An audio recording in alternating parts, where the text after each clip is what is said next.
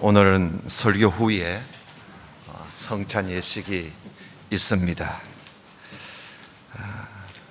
우리는 1년에 2차례 성찬식을 행합니다. 한 번은 예수님께서 십자가에 못 박혀 죽으시고 3일 만에 죽음에서 부활하신 날을 기념하는 부활절 주일에 성찬식을 행합니다. 그때는 우리 죄를 위해서 십자가에 피 흘려 죽으시고 부활하신 예수님을 기념하면서 성찬에 우리가 임하는 것이죠. 그리고 또 한 번은 연종에 오곡백과 열매를 거두게 하신 하나님께 우리가 감사하는 추수감사절 주일에 성찬식을 행합니다. 지난 주일날 우리가 성찬식을 하지 못하고 오늘 이제 이렇게 성찬 예식을 우리가 행합니다. 이렇게 이때는 우리에게 영원한 생명을 주시기 위해서 생명의 떡으로 오신 그 예수님을 기념하면서 성찬식에 우리가 참여하게 되는 것이죠. 그래서 이렇게 1년에 2차례 성찬식을 행하면서 또 우리 예수님 십자가에 못 박혀 죽으신 예수님을 기념하고 또 생명의 떡이신 예수님을 기념하면서 우리가 성찬식에 참여하는 것입니다. 요한복음 6장은 우리가 잘 아는 말씀이 기록되어 있습니다. 오병이어 기적의 이야기로 요한복음 6장이 그 말씀으로 시작을 하고 있어요. 예수님께서 복음을 전하신 3년 반, 그러니까 공생의 3년째 들어갔을 때 그때는 거의 이제 예수님 복음 전하시는 3년 차니까 많은 사람들이 예수님께 모여들었습니다. 심지어 예수님이 식사를 하실 겨를도 없을 정도로 많은 사람들이 모여들었다고 그래요. 그래서 예수님께서 배를 타고 갈릴리 바다 건너편 베세다라는 아주 외딴 마을입니다. 그 마을에 갔었는데 거기서도 많은 사람들이 예수님께 모여들었습니다. 예수님 말씀을 들으려고 하는 사람도 있겠지만 거의 대부분 사람들이 예수님이 많은 병자를 고치시니까 그래서 병도 낫고 싶고 또 좋은 말씀도 듣고 싶고 그래서 찾아온 거예요. 또 특별히 유월절 명절이 가까워지니까 더욱더 많은 사람들이 예수님께 모여들었습니다. 오늘 요한복음 6장을 우리가 좀 봤는데요, 6장 5절부터 좀 보겠습니다. 6장 5절에 보면 예수께서 눈을 들어 큰 무리가 자기에게로 오는 것을 보시고 빌립 제자지요, 빌립 제자에게 이르시되 우리가 어디서 떡을 사서 이 사람들을 먹이겠느냐. 예수님께서 빌립에게 물어보십니다. 근데 그 말씀에 보면 예수님께서 빌립을 시험해 보기 위해서 이렇게 물어봤다는 겁니다. 그가 이렇게 내가 질문을 하면 빌립이 어떻게 대답을 할까? 예수님이 그게 궁금했던 것이지요. 그래서 예수님께서 야, 우리가 어디서 떡을 사서 이 많은 사람들을 먹일 수 있을까? 하고 물어본 겁니다. 그랬을 때 빌립이 대답을 어떻게 하는가? 7절을 보십시다. 빌립이 대답하되 각 사람으로 조금씩 받게 할지라도 200데나리온의 떡이 부족하겠습니다. 그러죠? 여러분, 한 데나리온은 노동자가 하루에 품삯입니다. 하루 일을 해서 받는 품삯이에요. 한 데나리온이, 그러니까 200데나리온 이러면 상당히 많은 액수지요. 하루 우리가 계산하기 쉽도록 하루 품삯이 10만 원이라 하면 2천만 원 아닙니까? 2천만 원. 그러니까 남자들만 5천 명이에요. 지금 모여 있는 사람들이 남자들만. 여기에 여자들과 어린 아이까지 합치면 10,000명이 넘겠지요.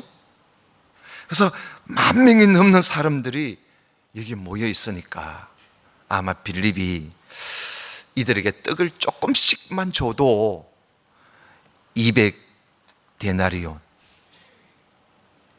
우리말로 하면 한 2천만 원 정도 돈이 들겠다. 빌립이 참 계산이 빠른 사람이에요. 그는 예수님의 능력을 믿기보다는 돈 계산부터 한 겁니다. 돈 계산부터. 예수님께서 빌립에게 바라셨던 대답은 이게 아니었어요. 좀 빌립이 주님 지금 주님 능력이 있으시지 않습니까? 이렇게 나올 줄 알았는데 돈 계산부터 한 거예요. 그리고 또 빌립은 뭔가 넉넉함이 없어요. 조금씩 줘도 200데나리온 필요하겠습니다. 하나님의 일에는요, 낭비를 해서는 안 되겠지만 그러나 좀 넉넉함이 있어야 됩니다. 하나님 일을 할 때는 제가 다 계산해가 딱 맞추는 것보다는 좀 넉넉함이 있는 게 좋아요. 그러다고 해서 너무 해서 낭비를 해서는 안 되고요. 그런데 그때 베드로의 형제인 안드레가 예수님께 물어봅니다. 8절을 보십시다. 제자 중 하나 곧 시몬 베드로의 형제 안드레가 예수께 여쭈어 봅니다. 여기 한 아이가 있어서 보리떡 5개와 물고기 2마리를 가지고 있습니다. 그러나 그것이 이 많은 사람들에게 얼마나 되겠사옵나이까? 여러분, 빌립하고는 좀 더 다른 생각을 하고 있지요? 예수님께서 행하시는 표적을 제자들이 그동안 많이 봐왔습니다. 예수님 공생애 3년 차니까요, 그동안 많이 봐왔어요. 그래서 그들은 예수님의 능력을 믿었습니다.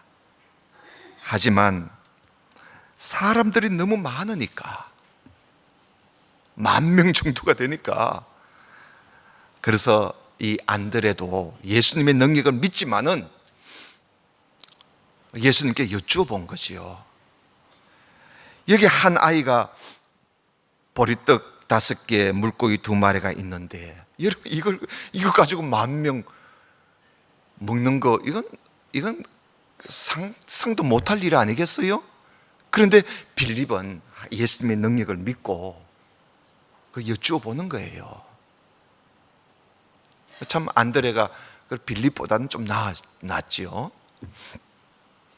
그래서 예수님은 이 한 아이가 갖고 있던 보리떡 5개와 물고기 2마리를 앞에 두고 감사 기도입니다. 축사 기도를 하시고 그들에게 나누어 주셨을 때에 모두가요, 배불리 먹습니다. 예수님은 배불리 먹도록 나누어 줘요. 조금씩 나누어 주시는 것이 아니라 배불리 먹도록 나누어 주시고, 그리고 12바구니가 또 남았어요. 여러분, 12절에 보면 예수님께서 먹고 남은 그것을 버리지 말라 그럽니다. 예수님은 함부로 버리고 이런 낭비하는 걸 예수님은 원치 않으세요. 그래서 그걸 12바구니를 채워서 갖고 있으면서 또 필요할 때 먹을 수 있도록 그렇게 하셨어요. 그래, 이렇게 사람들이 배불리 먹게 되니까 예수님을 임금 삼으려고 했어요. 사람들이. 임금이 되면 얼마나 좋겠어요. 요즘도 뭐 우리 장로님도 그렇게 기도하셨습니다만은 오늘 우리가 참 경제적으로 매우 어렵잖아요. 대통령이 뭐 아무리 뭐 다른 거 다 잘해도 우리가 먹고 사는 문제에 이거 바로 이렇게 올바르게 해주지 않으면 그 사람들이 또 등을 돌리는 것이지요. 그 예수님께서 배불리 먹게 해주니까 예수님을 임금 삼으려고 했던 겁니다.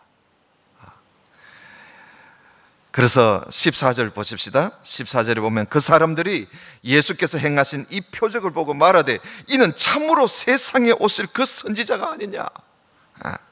그러므로 예수께서 그들이 와서 자기를 억지로 붙들어 임금으로 삼으려는 줄 아시고 예수님이 피했어요. 혼자 산으로 떠나가 버리십니다.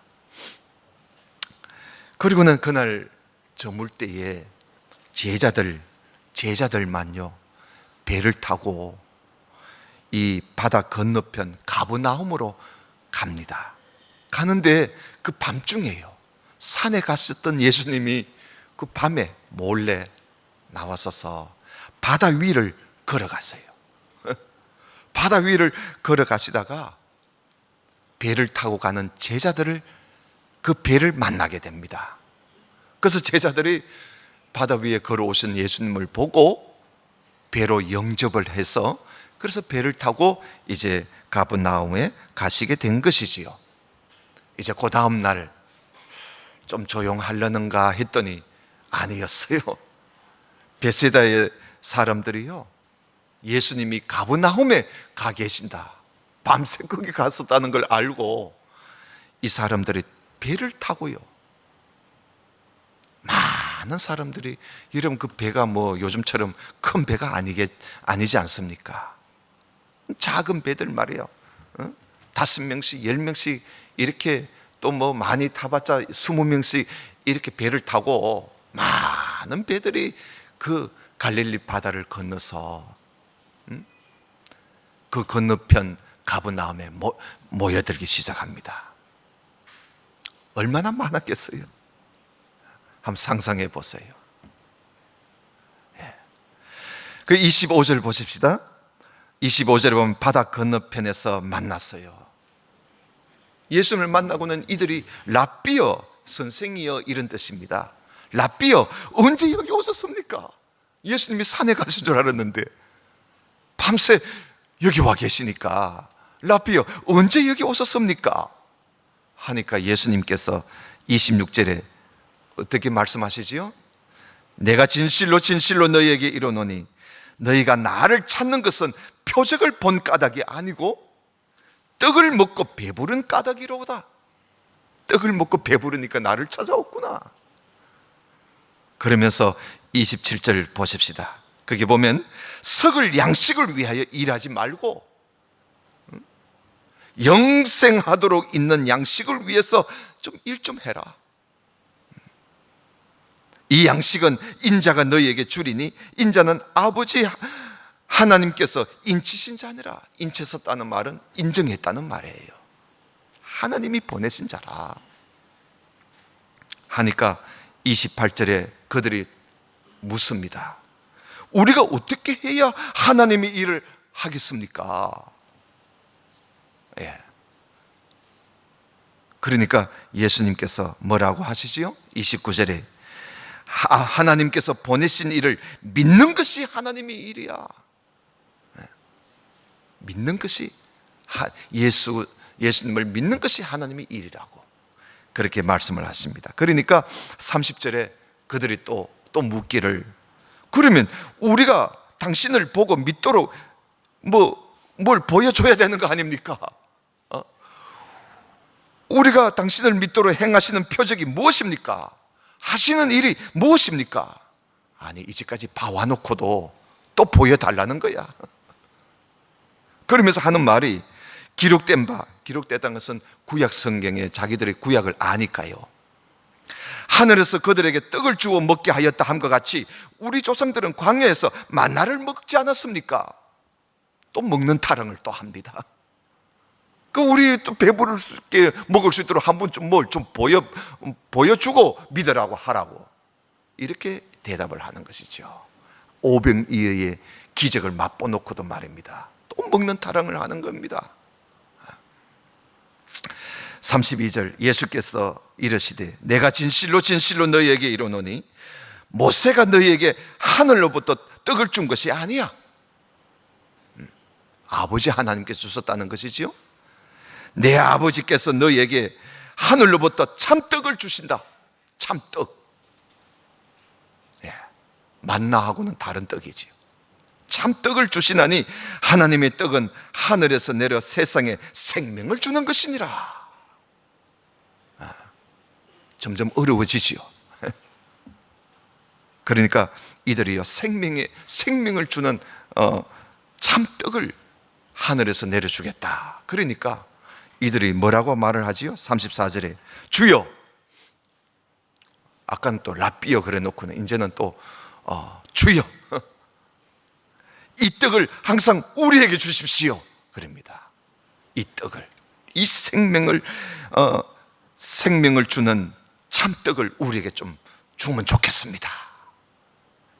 그러니까 이 우리 육신의 떡에서 생명의 떡으로 이제 넘어오는 거예요. 예수님께서 참 말씀도 참 잘하시죠. 그들의 관심을 생명의 참떡으로 이제 관심을 돌립니다. 그래서 35절에 예수님께서 나는 생명의 떡이니, 그러지요. 나는 생명의 떡이니 내게 오는 자는 결코 줄이지 아니할 터이요 나를 믿는 자는 영원히 목마르지 아니하리라. 그러나 내가 너희에게 이르기를 너희는 나를 보고도 믿지 아니하는도다 하였노라. 아버지께서 내게 주시는 자는 다 내게로 올 것이요 내게 오는 자는 내가 결코 내쫓지 아니하리라. 내가 하늘에서 내려온 것은 내 뜻을 행하려 함이 아니요 나를 보내신 이의 뜻을 행하려 함이라. 나를 보내신 이의 뜻은 내게 주신 자 중에 내가 하나도 잃어버리지 않고 마지막 날에 다시 살리는 이것이니라. 내 아버지의 뜻은 아들을 보고 믿는 자마다 영생을 얻는 이것이니 마지막 날에 내가 이를 다시 살리리라. 예수님께서 생명의 떡이라 그러면서 말씀을 하시니까 유대인들이요 수군거리기 시작합니다. 뭐라고 수군거리느냐 하면, 아니 하늘에서 왔단 말이냐? 이 사람이 요셉의 아들 예수가 아니냐? 우리가 그의 부모도 우리가 잘 아는데 어떻게 자기가 하늘에서 내려왔다고 하느냐? 하면서 유대인들이 수군거립니다. 하늘에서 내려온 생명의 떡이라 하니까 사람들이 수군거린 것이죠. 그래서 예수님께서 나를 보내신 아버지께서 이끌지 아니하시면 아무도 내게 올 수 없어. 예수님께로 나아오는 자가 따로 있다는 것이죠. 그러면서 예수님께서 44절에 그렇게 말씀하시면서 47절을 한번 보실까요? 47절에 보면 진실로 진실로 너희에게 이르노니 믿는 자는 영생을 가졌나니 내가 곧 생명의 떡이니라. 너희 조상들은 광야에서 만나를 먹어서도 죽었거니와 이는 하늘에서 내려오는 떡이니 사람으로 하여금 먹고 죽지 아니하게 하는 것이니라. 나는 하늘에서 내려온 살아있는 떡이니 사람이 이 떡을 먹으면 영생하리라. 내가 줄 떡은 곧 세상의 생명을 위한 내 살이니라. 그래, 내 몸이라는 거예요. 그러니까 유대인들이 또 서로 논쟁을 하면서 야단입니다. 아니 이 사람이 어찌 자기 살을 우리에게 먹으라고 하느냐? 자기 몸을 어떻게 우리를 보고 우리에게 주어서 먹게 하느냐고. 사람들이 이해가 안 된다는 것이죠. 그래서 예수님께서 다시 말씀을 하십니다. 53절 오늘 본문이지요. 예수께서 이르시되 내가 진실로 진실로 너희에게 이르노니 인자의 살을 먹지 아니하고 인자의 피를 마시지 아니하면 너희 속에 생명이 없느니라. 내 살을 먹고 내 피를 마시는 자는 영생을 가졌고 마지막 날에 내가 그를 다시 살리리니 내 살은 참된 양식이요 내 피는 참된 음료로다. 내 살을 먹고 내 피를 마시는 자는 내 안에 거하고 나도 그의 안에 거하나니 살아계신 아버지께서 나를 보내심에 내가 아버지로 말미암아 사는 것 같이 나를 먹는 그 사람도 나로 말미암아 살리라. 이것은 하늘에서 내려온 떡이니 조상들이 먹고도 죽은 그것과 같지 아니하여 이 떡을 먹는 자는 영원히 살리라. 이 떡을 먹는 자 영원히 산다는 거예요. 여러분, 헬라어로 보면요, 생명에 대해서는 두 가지 단어가 있어요. 우리가 살고 있는 우리의 이 생명을, 육신의 생명을 비오스라 그래요. 그리고 영원한 생명을 조에라 그럽니다. 조에. 비오스, 조에. 그러니까 영원한 조에, 영원한 생명은 하나님과 교제하는 생명이지요. 그런데 우리 인간이 범죄함으로 이 조의 생명을 우리가 그 생명이 끊어져 버렸어요. 그래서 인간은 범죄함으로 비오스, 육신의 생명만 가지고 있을 뿐 영원한 생명은 끊어져 버리고 잃어버렸어요. 그 영원한 생명을 누릴 수 없게 된 것입니다. 우리 인간이. 그런 우리에게 참 생명을 주시기 위해서, 이 조회를 주시기 위해서 예수님께서 오신 거예요. 그래서 죄와 허물로 죽은 우리에게 생명 되신 하나님께로 다시 나아갈 수 있는 그 길을 예수님이 열어주신 것이지요.